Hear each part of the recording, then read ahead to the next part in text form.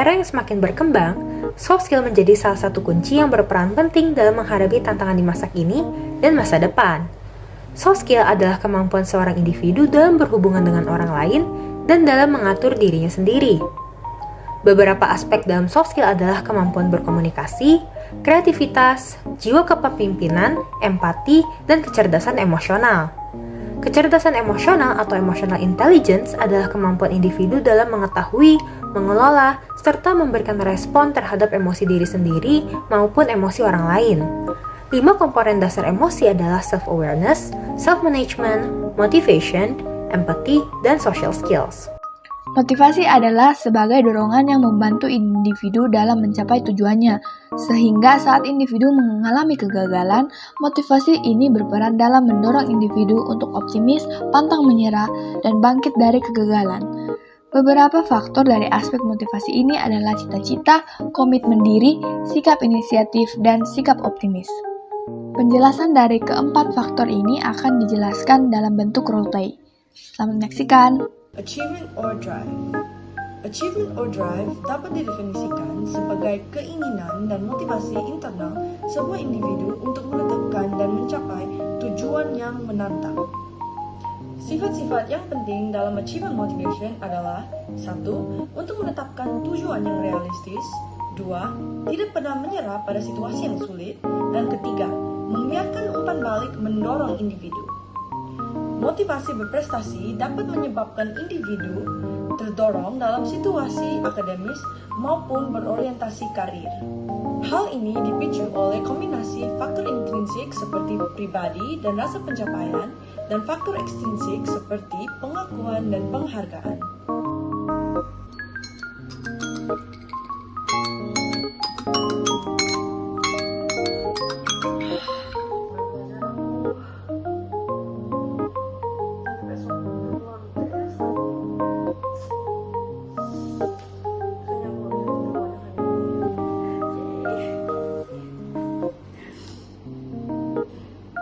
Semasa bahwa aku dapatkan mendengarkan karena aku pelajaran dia. Ya baik, di sini saya akan menjelaskan mengenai komitmen, di mana komitmen artinya adalah menyatukan, menggabungkan, mengerjakan, dan mempercayai atau sikap seseorang yang setia yang disertai dengan tanggung jawab penuh atas dirinya, orang lain, organisasi, atau hal-hal tertentu. Di mana komitmen ini terbagi menjadi 2, yaitu komitmen untuk diri sendiri atau personal, dan komitmen yang diambil bersama dengan orang lain, contohnya dalam menjalin suatu hubungan.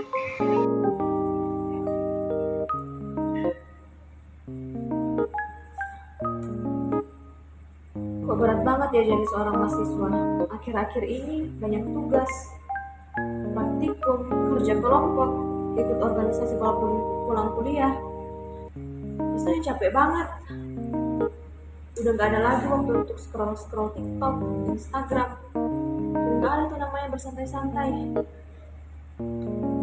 Jangankan untuk bersantai-santai, waktu untuk tidur aja sudah kurang. Untuk kalau tidur. Apa aku berhenti aja ya? Enggak kok, kamu belum terbiasa aja sama kehidupan di dunia perkuliahan. Nanti juga kamu pasti terbiasa. Ini kan baru semester 1. Nanti kedepannya pasti kamu bisa. Lagi pula dari setiap masalah yang kamu alami, pasti kamu bisa mendapat pembelajaran dari situ. Jadi pribadi yang lebih baik lagi. Jadi jangan berhenti ya, selesaikan apa yang sudah kamu mulai. Pasti bisa kok. Iya juga sih. Orang lain aja bisa. Masa aku enggak? Ya, aku pasti bisa. Pasti bisa lewati ini semua.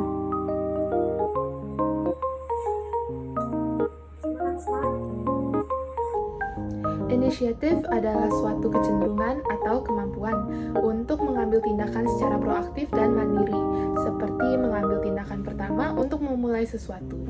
Sikap inisiatif ini sangat diperlukan untuk melakukan suatu pekerjaan, baik dalam mengerjakan tugas kelompok atau proyek pekerjaan, maupun juga memiliki sikap inisiatif untuk membantu atau melayani orang lain.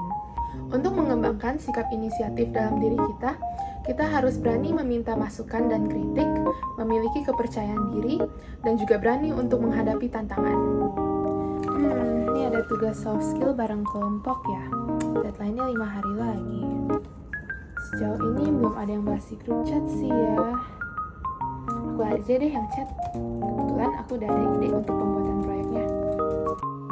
Siang teman-teman, kita ada tugas video untuk soft skill ya minggu ini. Aku ada ide nih, gimana kalau kita bikin video dalam bentuk presentasi PPT? Oke, yang lain apakah ada ide lain atau saran untuk pembuatan tugasnya?